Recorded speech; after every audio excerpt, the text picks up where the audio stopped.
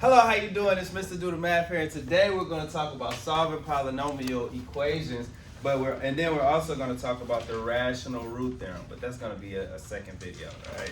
So, in solving, basically when you solve polynomials, you're going to factor and then set them equal to 0. That's it, right? And so the other thing that happens when you solve polynomial equations are, when we factor and we set them equal to 0, what's happening is we're essentially finding the x-intercept, right? That's what we're looking for, right? And this is for graphing's sake, okay?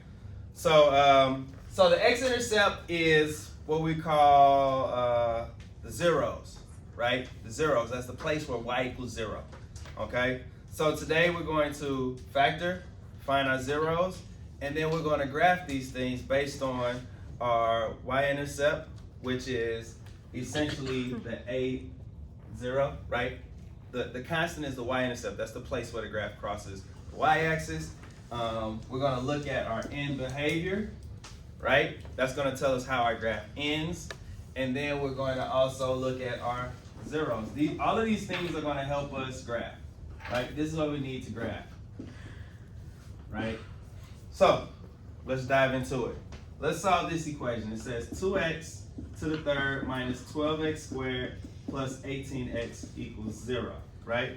So we're going to solve this and then we're going to sketch it, right? So, first things first. The constant would be 0, right?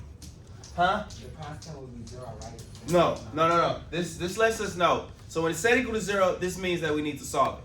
All right, so first things first, let's factor it. Right? And when we factor, the first thing we want to do is we want to look for, these are i's, we're going to look for GCF. Do we have any GCFs? Yeah, what we got, Megan? I mean, not Megan. Emma, what we got? 2x. 2x. We can take a 2x out of everything, right? So we're going to factor a 2x out of this. So 2x goes on the outside, and then our graph is going to be, the equation is x squared minus 6x plus what? 9, right? So once we realize that there is a GCF, then we can factor. We can factor again, maybe, right? Look and see if we can factor, right? And this is factorable by multiply, add. What can we factor? What are the factors of positive 9 that add to give you negative 6? Negative 3 and negative 3. Negative 3 and negative 3, right? So what ends up happening is we got x minus 3 times x minus 3, right? And so our factors are 2x and x minus 3 is x minus 3 squared, right? Okay. Now again, we're solving.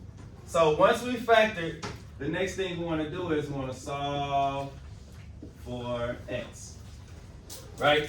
When we solve for x, we're setting everything equal to 0, right? So it'll be 2x equal to 0, right? And x minus 3 equal to 0, okay? These are the things that are going to help us to graph it, all right? When we divide 2 to both sides, x equals 0. So that means that our graph is going to cross 0 at some point, right?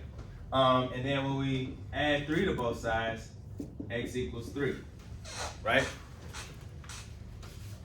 Right. So now let's graph it. Ready to graph it? Mm. You're not ready to graph it? Yes. Yeah, on your paper or in your notes, you should have something that looks like this. This is 5 and this is 10, right? And then you got 1, 2, 3, 4 at the bottom. 1. That said 1, but I wrote 2. 1, 2, 3, 4 here, and then this is like 5 here. Negative 5 and then negative 1. 5 here, and negative 1 here. Okay. All right. We ready to do this? All right. Now let's go back to the graph, right? What is the leading coefficient? What is AN? What's the leading coefficient? 2. It's positive, right? What's the degree of the polynomial? 3. Right? So based on this and this, the end behavior is gonna do this and do this. So it's gonna start down and it's gonna end up. Right? These are the places where our graph crosses the x-axis. So that's at x equals 0 and x equals 3, right? Is there a constant? Is there a y-intercept? No. No. So it's 0, right? So now, based on this and this, we'll be able to do our graph, right? So it starts down, it's going to cross through x equals 0, right? And then it's going to cross through 3. Now, since there is no other place that this graph is going to cross the axis, and it's supposed to end up here, that means that it's going to do this. It's going to do something like this, right? It's going to land on top of the 3, right? And then go out. So it's our graph, right? Let's look at it again. All right, let's try this one. Finding zeros of polynomial function. Same thing, factor completely. Let's look at number 2, right? So they're gonna say find the zeros of negative 2x to the 4th plus 16x squared minus 32, right? Oh, I thought something fell. All right, first things first, let's find the zeros. Let's solve for x, find the zeros, solve for x, same thing. And then we're going to graph it, okay?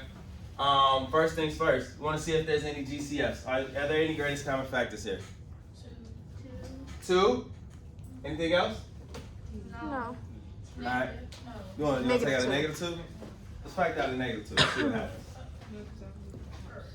Factor out a negative 2, we're going to have x to the 4th minus 16 x squared plus 32. Not 32. Minus 16. Oh, not 16. Minus 8, right? And 16 right here. Right?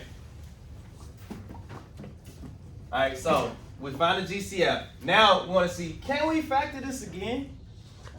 Add to 16. Multiple to 8. Yeah. So look, this is a perfect square, right? So this can be broken up to be like something like this, x squared, Multiply 16. right?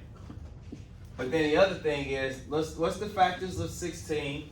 What's the factors of 16 that add to get you negative 8? Negative 4, negative 4. Negative 4, negative 4. So it's going to be minus 4 and minus 4, right? And then we got this right here. What's special about these? Yes, sir. Difference of squares. Difference of squares, right? So we got x squared, and we got x plus 2, x minus 2, right? We got it twice, but it really doesn't matter because it's the exact same thing. So say wouldn't it just be to the 14? Right. Well, so basically, now we want to solve, right? And again, because these repeat, we only got to do it one time, right? So we got negative 2 equals 0, which is not true. Then we got x plus 2 equals 0, and we got x minus 2 equals 0. Is everybody good with that so far? Now, once again, we're not going to write this a second time because it's just going to give you the same solution. So here, we subtract 2 from both sides, x equals negative 2. And here, we add 2 to both sides, x equals positive 2. Right? So this means that our graph is going to cross the x-axis at negative 2 and positive 2. Okay? The next thing we want to do is let's talk about what's the leading coefficient. What is it? Negative 2. It's negative 2. And the degree is what? 4. 4. Therefore, the end behavior is going to be going down. And because it's even, it's going to end in the same direction, right? Everybody good so far? Mm. Do we have any y-intercepts? No. Yes. Negative 32, right? So our graph is going to cross the y-intercept at negative 32. So let's look at this graph. Let's make sure I set it up the same way you guys see it. So it's going to look something like this. These are at 10s, negative 10, negative 20, negative 30, right? And negative 40, right? Here we got negative 1, negative 2, 1, 2. All right, again, our graph ends going down, and we're gonna cross at 32. We're gonna cross at 32, 2, and 2, negative 2 and 2, right? So it's gonna look something like this.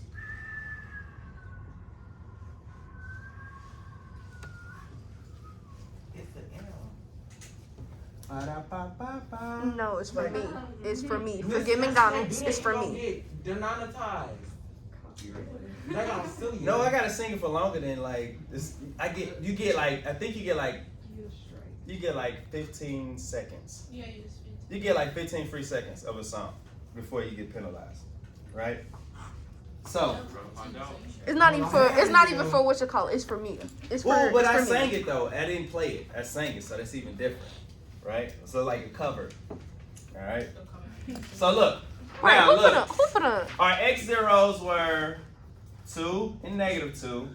Our y zeros were -32.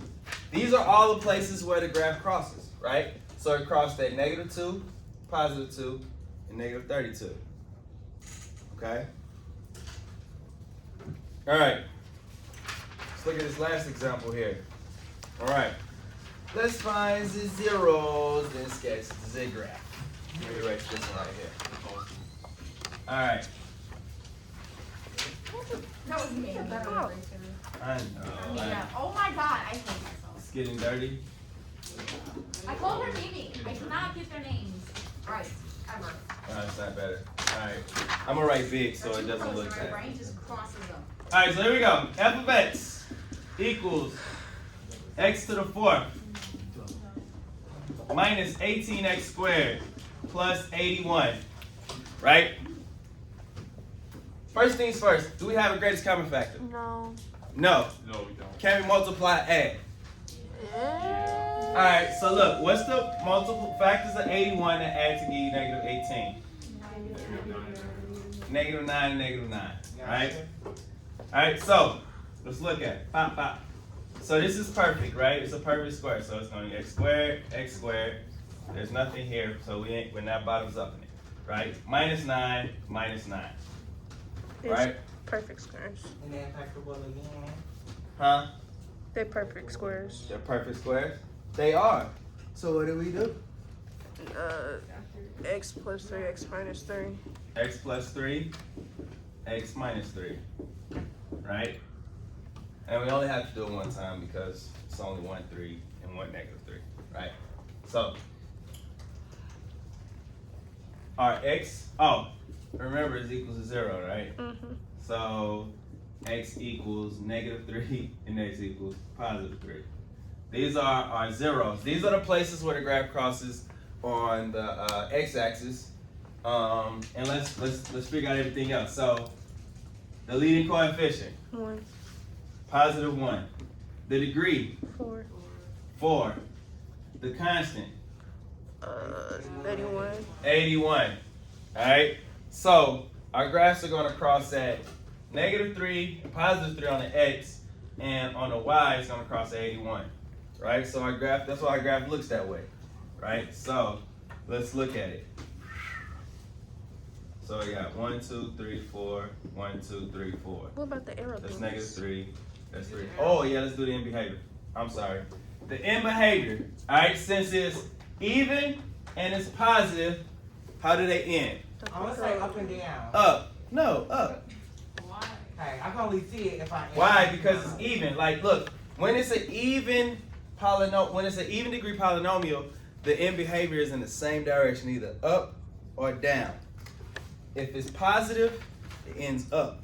If this is negative, the leading coefficient is negative, they're both down. So because he's positive, they're both up.